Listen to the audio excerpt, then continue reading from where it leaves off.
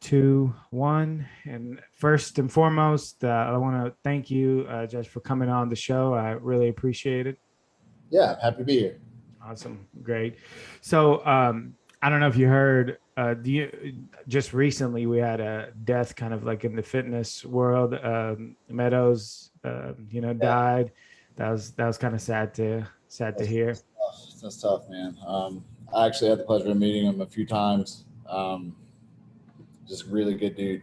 Yeah. I mean, I know everybody says that, but like honestly, the people that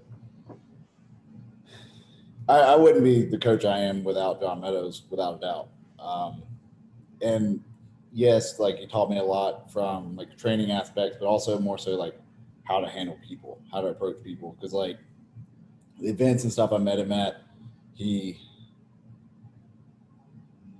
in the grand scheme of the whole fitness industry, I mean absolutely nothing to John Meadows, but treated me just like I was his top client, basically, where I had nothing invested in him, but I mean, almost like it's his family when he talks to you. He's a good dude.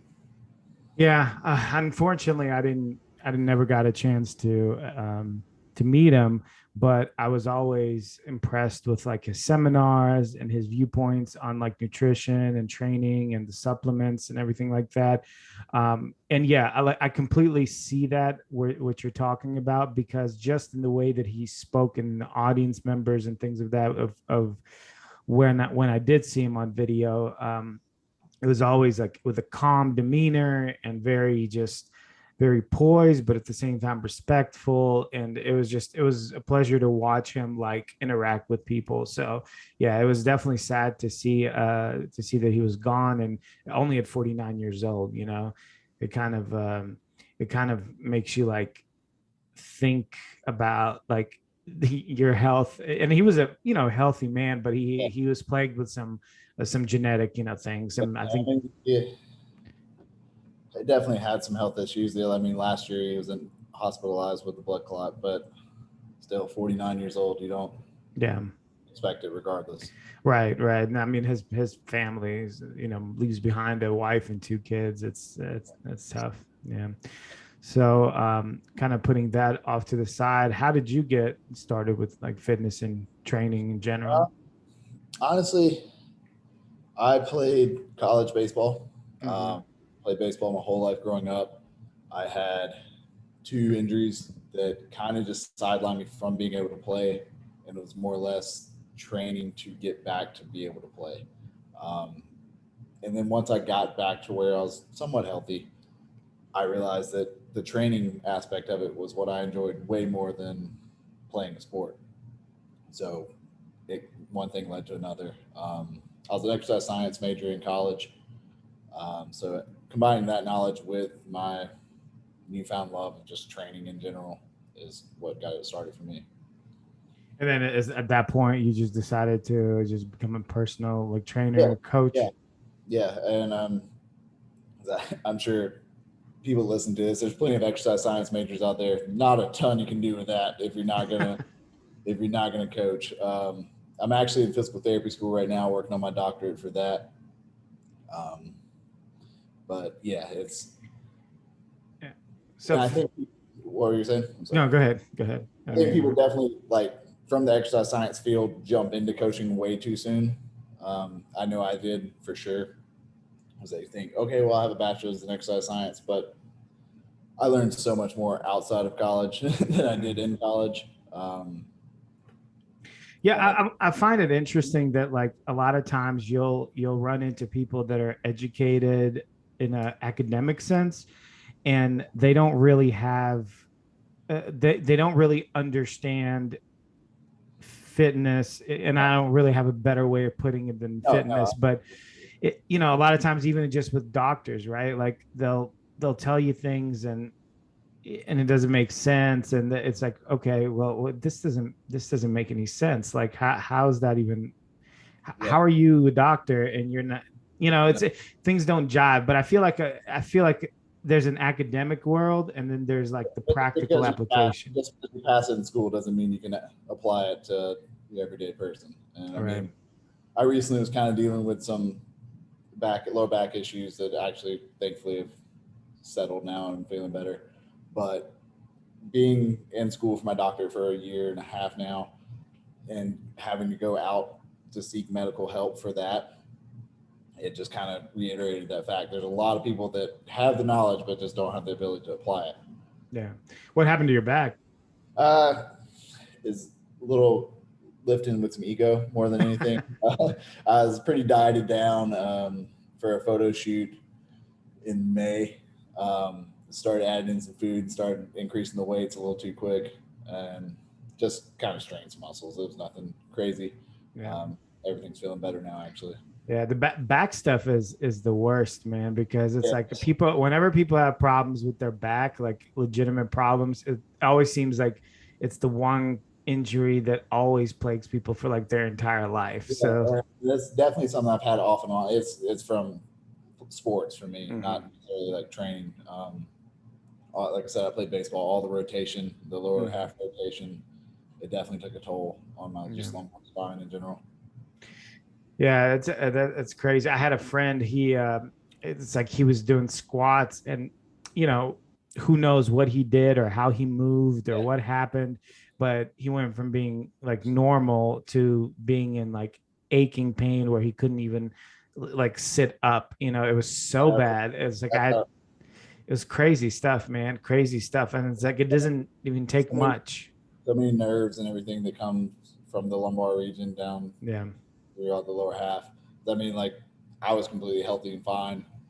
Loaded a deadlift a little heavy and felt kind of weird. And then the next morning, I could barely put on my pants. I mean, it's just you never know. Right.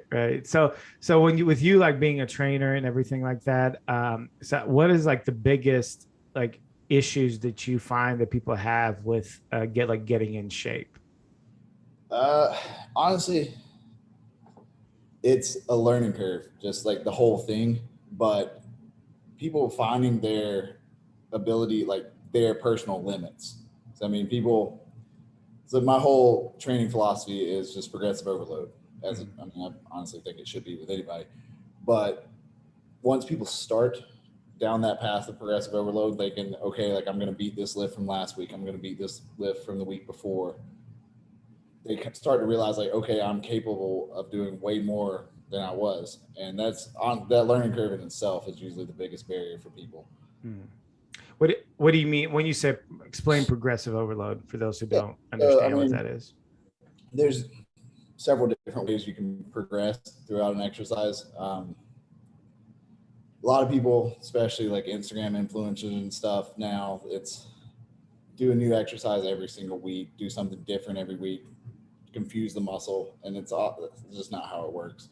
Um, Honestly, I keep my exercises pretty standard. I go through the same rotation weekly, and there's different ways you can progress. You can progress the form, the tempo. You can get slow down the eccentrics a little bit. Also, you can progress the weight. You can progress the reps. Like I don't have any client ever do like 4 sets of 8. They probably have a set of 6 to 10, and they have a set of 12 to 15. And they can either beat their weight or they can beat the reps in that rep range every single week. So at some point, everything's progressing. So do you increase? So okay, so is there a like a limit to like I'm trying to put this in like a way that makes sense. So what is like your strategy? Do you increase like if like 5 pounds every week? Do you Yeah, 10 so pounds? Like how does that? progressive overload. Initially, the weight jump is going to be significant, and it depends on the body part. Obviously, like if you're doing squats, you can progress a squat a lot heavier, so to speak, than you can a bicep curl.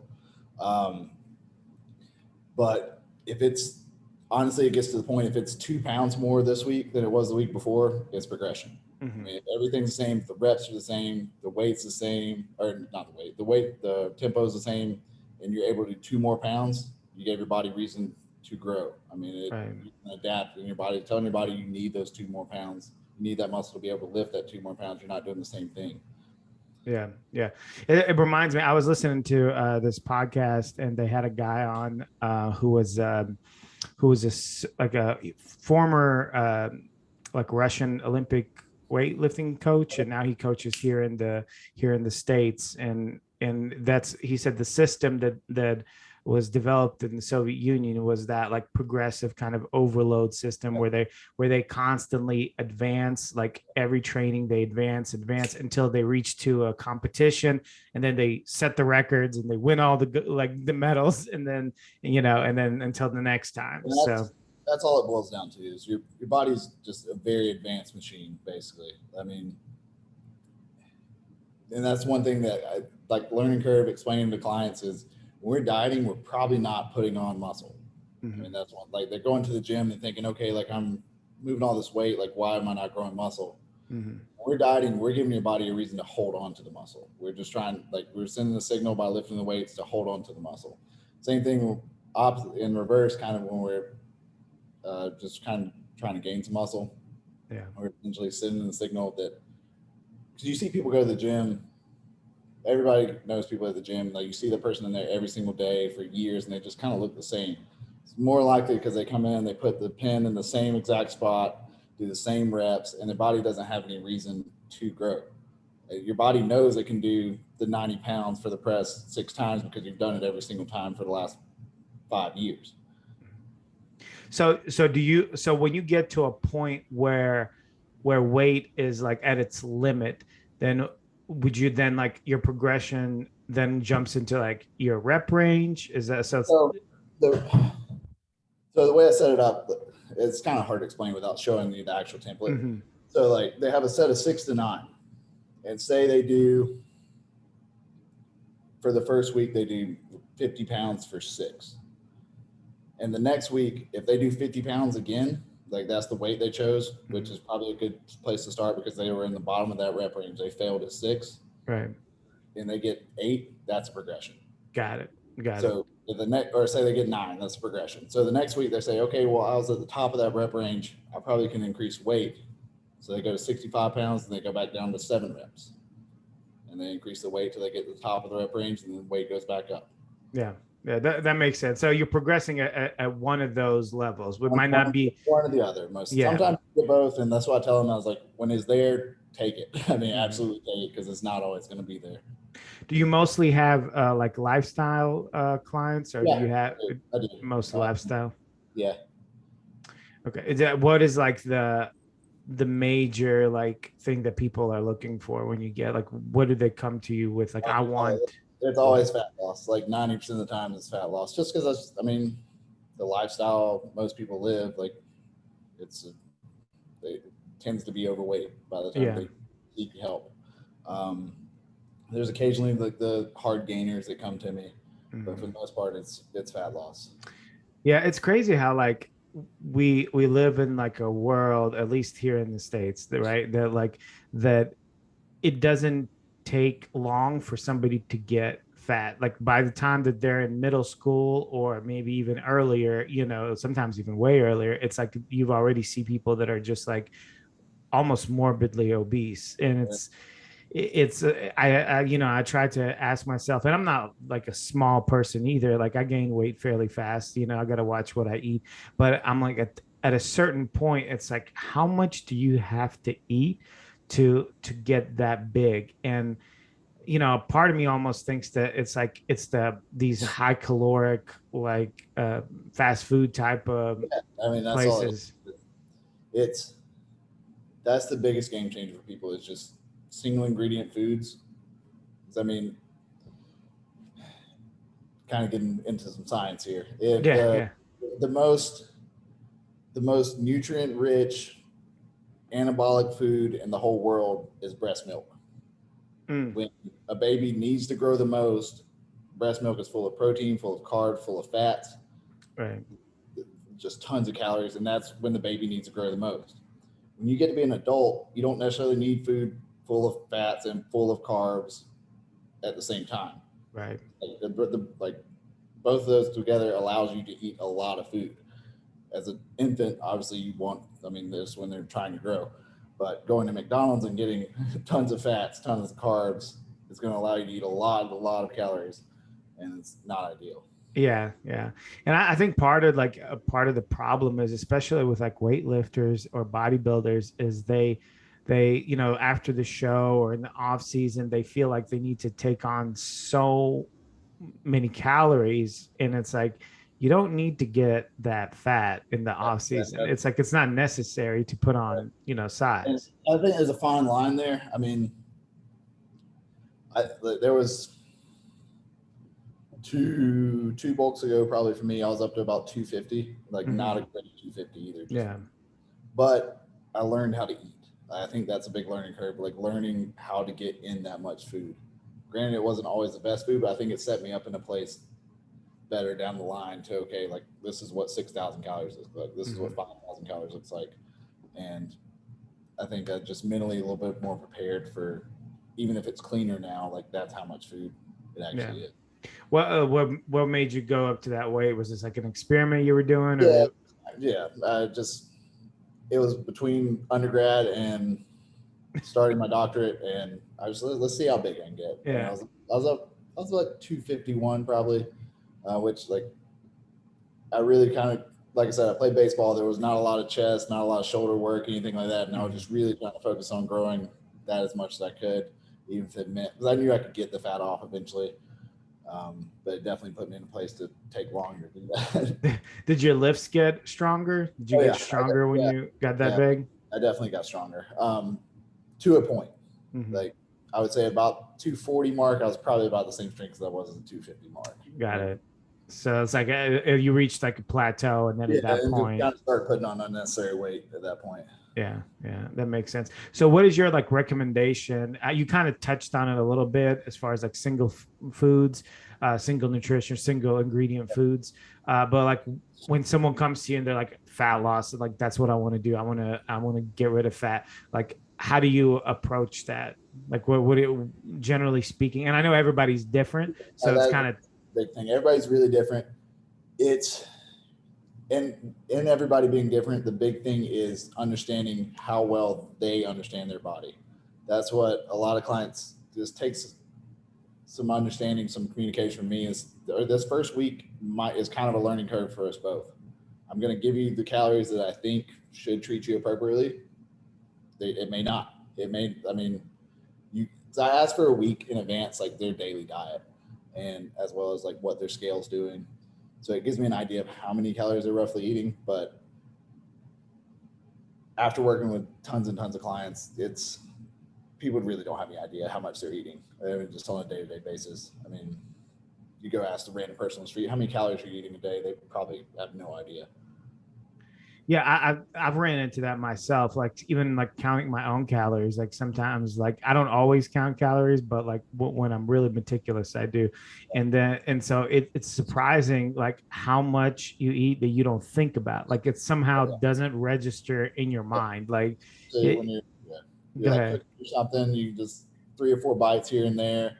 You do that a few times a day, it adds up. Yeah, and you would like I'll think about, oh, what did I eat today? You're like, oh, I don't know why I gained all this weight because I barely eat anything. And then you go back and you're like, actually ate a lot. So it's like it ends up being kind of funny like that. Also the other like issue that people I think that don't really like understand fitness or don't understand like body fat loss is spot reducing fat. Like what is your like view of that? Yeah, that's probably the question I get more than I bet I get that question 2 or 3 times a day on Instagram. Mm-hmm. Like it's just I open my DMs, I can almost guarantee you there's one in there right now.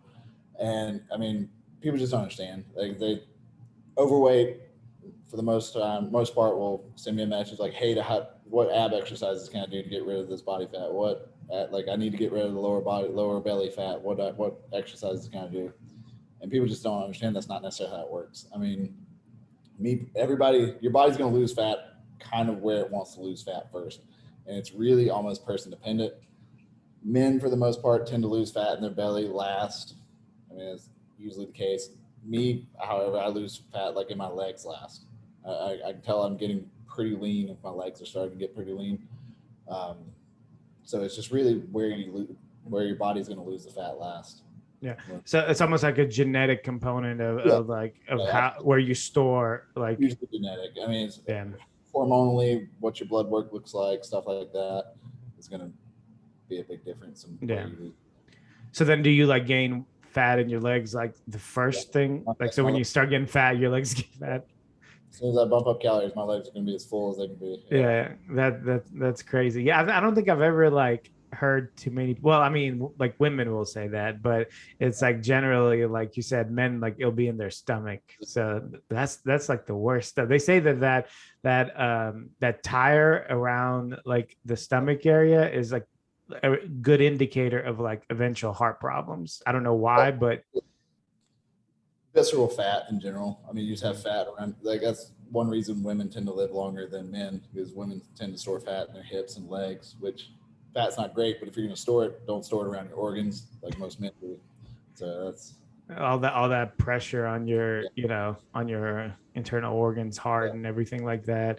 So you being in physical therapy, like and then doctorate in it, how, like what does that entail, like like what point do you go from like where you are now to a doctorate in physical therapy? Like what does that look I like? still have a year and a half left of schooling. Mm-hmm. They in the past they've like divided up like the clinicals where I go out actually in the field Mm-hmm. and I just essentially paying to work, so to speak.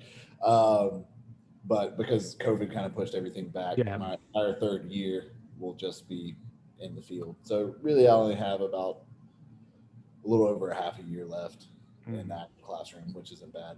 Yeah. Um, honestly, I don't know where it goes from there for me. Yeah. Like I said, I graduated exercise science, and the whole fitness industry, about the time I was graduating, when social media and fitness industry really kind of became a big deal, Mm-hmm. and the industry is just so saturated. If I would have known, I would have been able to make my coaching what it is now when I started school. I can't promise that I would have started school, uh, Mm-hmm. physical therapy school, that is, but it is nice to have that foundation, that Yeah. background. I bet you also kind of like not that you have that knowledge and you're Yeah, getting no, even more. It allows you to kind of like really, really give more to your clients. it And absolutely does. because I mean, it's some coaches, and I'm not going to name any names or anything like that, but some of them are even like real popular coaches that they'll have their clients do things that are completely unhealthy, and dangerous. It is tough to watch. But just, I mean, like I said, big name coaches. I mean, people that I know are making quite a good bit of money doing Yeah. this, and just the programming doesn't make any sense. I mean, just it's just like Right. big thing I say to people is like, we're not going to do a lat pull down just because it's back day. We're going to have a reason that we're doing this lat pull down at this point of the program on this exact day. It's Mm. not just this is a back exercise. Let's do it here, and that's what you see a lot of times. Yeah, yeah. What do you attribute that to as far as like coaches sending out like these terrible like diets I and training exercise? Is this them? Or is this somebody that they just have this network that they're I not think involved? I think it's a lot of social media. Mm. Um, I mean, there's a lot of the social, this whole social media thing. Just the big, it's a big game, man. Like, honestly, like you see, you see competitors and stuff like that that they'll post all year round and look amazing all year round, but Mhm. you know they don't look like that all year round. It's because they have a coaching business and they want to look the part of their coach, of the coach. And just because you look a certain way doesn't mean you can teach teach anybody else. Is the big thing. That's Right, right. And I think that's like the biggest thing going on in like the fitness industry that you just touched on is that we are so like it's such a visual industry, right? So it's like the way you look makes all the difference. Like, and if you can get clients based upon that you look good, but like you said, it's like just because you look good, like doesn't necessarily mean you can get somebody else in shape. And other sports aren't like that. It's like other sports, you could have some old man coaching football and coach champions or whatever. And he never played the game himself. So it's a real weird like no, it absolutely is. place And when we're in. people, and I've been working on my social media for a while because it is a big part of it. Like, I Mm-hmm. mean, I don't enjoy it, honestly. I mean, that sounds bad to say because it's something I do daily. I mean, like I Mm-hmm. was looking at earlier, the amount of time I spend on it per day. but it's Yeah. just where my business comes from. But I've had people follow me asking like general training questions, and not saying names by any means, but just like Right. not smart training questions like, okay, this person probably shouldn't be a trainer. Mm-hmm. Or say something like, I've been working out since January, I'm starting a fitness page. Mm-hmm. Well, that was 4 months ago. Maybe you shouldn't be giving people advice on Yeah. how to how to actually live their lives. I mean, like this isn't baseball, this isn't football, this isn't something like that. This is actually impacting people's lives. Right. Yeah. It's health. Yeah. It's like it's impacting your longevity, your life, and Yeah, it's not how you throw a curveball. It's not how right. you start a sprint. I mean, it's actually something that could greatly help or greatly hurt somebody. I mean, Yeah. Yeah. It's dangerous. It's dangerous, especially when we're talking about like supplements and stuff like that and advising people on what to ingest and what to take. I mean, training is one thing, right? You can get hurt with training, but then there's things that like that there's a huge supplement industry that goes along with fitness, and people are taking all kinds of stuff all the time, and it's like if you're giving out advice on that, it's a real slippery slope, right? Because people can really I get messed up. couldn't agree more. I mean,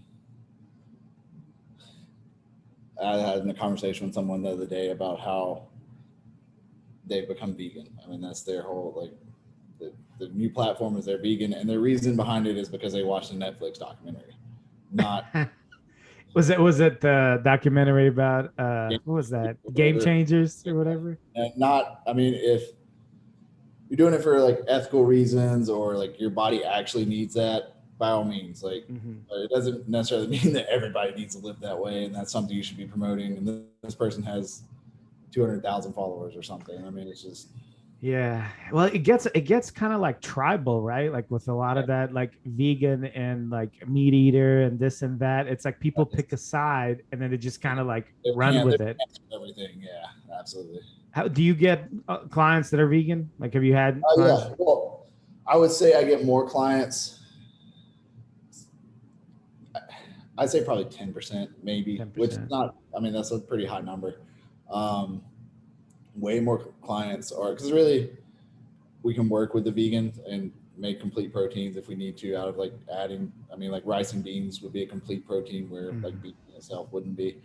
Um, I get a lot like as far as supplements, I get a lot of people that can't handle whey that Mhm. well. So we do use a vegan protein a lot of times for that, Yeah. but that's a higher extent up to me. It's not a huge like issue like when you get No, someone that's no, it's not.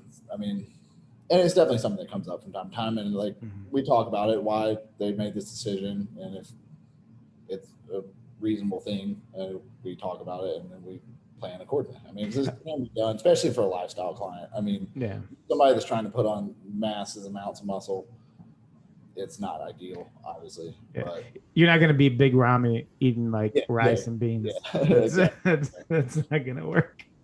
Oh man, yeah, yeah, it's tough. Like, because it's like people have so as a coach, like you have a lot of people come with a lot of dietary restrictions. Not even just like vegan, but you have people that are lactose intolerant. You have people that are like gluten intolerant. You have all kinds of, and it seems like as time goes on, people have more and more like allergies to Yeah, things, and you got to really maneuver around all that that's stuff. one thing that's being a lifestyle coach versus like a competitive coach. Both have its pros and cons, I'm sure. But like one thing with lifestyles, I mean, a 18-year-old guy is going to eat significantly different than a 55-year-old lady.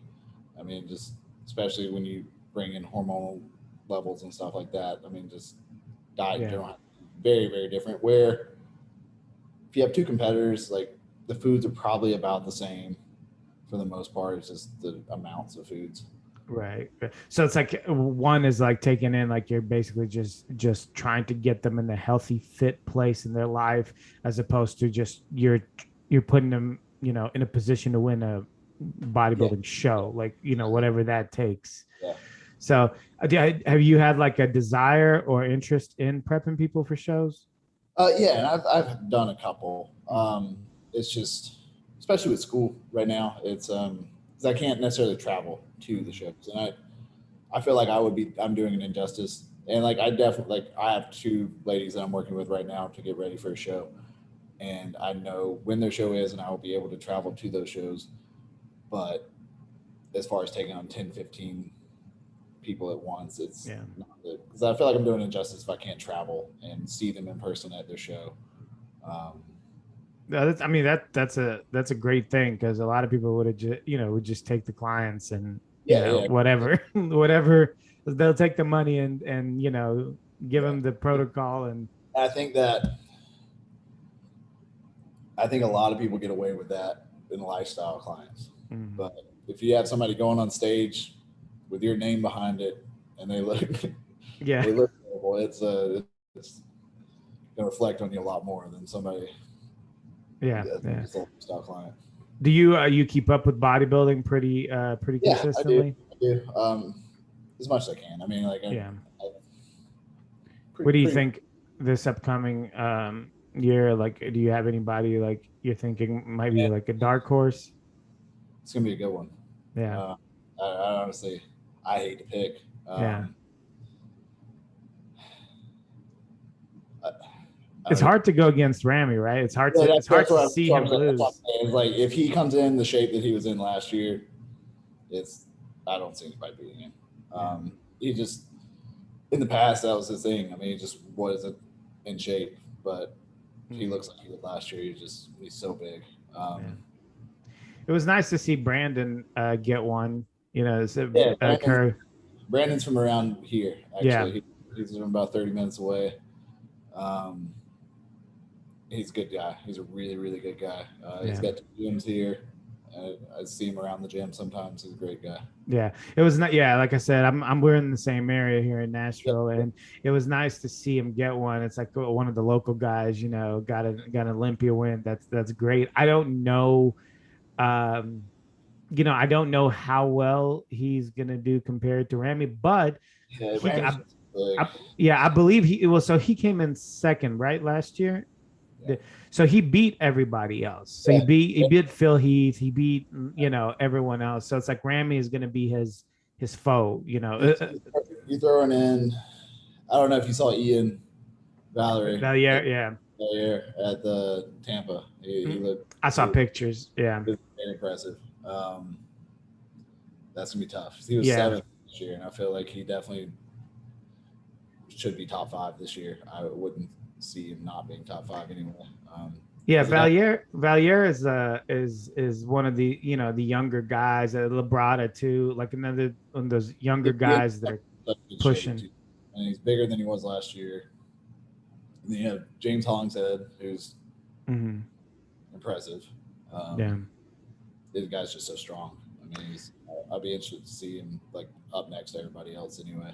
Yeah, Kai Green has been teasing again this I feel year. like he's every year though. I feel like I don't think he's competing. I just don't think so. Unless I see it, I don't I believe feel it. like if he does, this has to be the year. I mean, I Yeah, don't. He's 46. yeah, Something. yeah. He's up there. Yeah, I don't see one. The year to do it would have been that year that when Brandon won. That would be I forgot what year that was, but yeah, that would have. People love to give Brandon a hard time about that one, just because nobody else was Yeah, really there or showed up. But I don't know. That would have been the one to do it for sure. yeah. That would be the one where like some of the big hitters weren't quite in it, and so like that would have been a good chance for him. But Kai Green, I mean, it's like I just don't see him stepping on stage and. If Kai Green of 2012-13 showed up, it'd be a Yeah. different story. But I mean, he's 46 years old, and Yeah, it's it'd be as much of a freak as he actually is. I don't know that. yeah. I mean, you look at Phil Heath, who was beating Kai Green regularly back in those times, and he can't. They basically gave him a gift, like no pun intended to his nickname, but they gave him a gift to come in third. I mean, they were really, huh? I thought so as well. I mean, Yeah, his midsection just ever since he had the surgery is just not there. yeah. It wasn't. He's doing. I think he's committed to the Rock show. So now, so that yeah, Yeah, but see how that goes. Yeah, that'd be interesting. I wonder if this is going to turn. This is going to be the new generation, like of the Arnold, so to speak. You know, for Yeah, the newer for the kids. You know. yeah, I don't know. Because the prize money is better than the Olympia, right? Yeah, yeah. It's they're giving from my understanding, it's a million. I believe a division, if I'm not mistaken, a division. So so imagine if you're a bikini girl and you're getting like, I mean, they're probably split it between the top three, but you're getting considerable amount of money when usually you get what, like a couple of $1,000 for a show. So like So, Chris Bumstead won like $30,000 last year or something. Like, yeah, which it's not the yeah, that's a whole different avenue of conversation, but the prize money is not nearly as much as you would think after no, it's all not. this year of competing. And honestly, I see Classic end up like they're gonna have to increase the price there because Yeah, I feel like there's more interest being brought to Classic every single year. yeah, yeah. Um, What I feel is happening. I feel like the interest, like we're getting more interest in fitness and bodybuilding as a sport, but I feel like it's narrowing into the middle. So people aren't as interested in the big guys or the big women or the or on the other end, like the smaller people. We're It's kind of like right in that middle. So like Chris Bumstead, like you. it's like a freak, but not too freaky. I mean, it's Right, still, right. yeah, It's like like with the girls, the wellness division is becoming huge now. So that's like all the rage, and I feel like if you were to equate it, like that would be about equivalent of like what like men's especially to be so new, the wellness yeah, division. yeah. So I feel like that's where all the interest is gonna lie, and that's kind of where most of the money is gonna But then at go. the end of the day, it's just who people are coming to see. I Right. mean, where, like you said, the interest was nowhere near what it is now 10 years ago, but everybody was there to see the freaks. I mean, that's Yeah, yeah, yeah. It's ever changing for sure, and the situation with COVID and everything like that. We'll see how all that plays out. It's like it seemed like initially we were getting a little break with COVID. Like seemed things were trending right, and now they're like trending the opposite way again. So it's, it'll yeah, be interesting here in a few weeks, yeah. honestly. How was I believe you told me, I can't remember now, you're doing some traveling. Like how was that for you? Pretty smooth, or I travel tomorrow, oh, so tomorrow. So you'll so far, see. yeah, I haven't heard anything as far as restrictions as far as that. Yeah. We'll see. It's an interesting situation that we're in. So Josh, I don't want to take up any more of your time. I know you had a very limited time. Hopefully we'll get you on, later on for some other topics and things like that come up. I'd love to discuss the Arno Olympia with you after Yeah, they happen. that'd be That, awesome. that'd be Yeah. interesting. So, but for people that want to reach out to you to hire you as a coach or pick your mind a little bit, what's the best way for them to do that? Honestly, just check out my Instagram. It's at wolfpack.fitness, WOLFE pack.fitness. Shoot me a message there and we can talk. Check those pretty much daily. So Awesome. Great. Well, thanks, Josh. You take care. Have a good day and have a good trip tomorrow. I appreciate it. Take care, brother.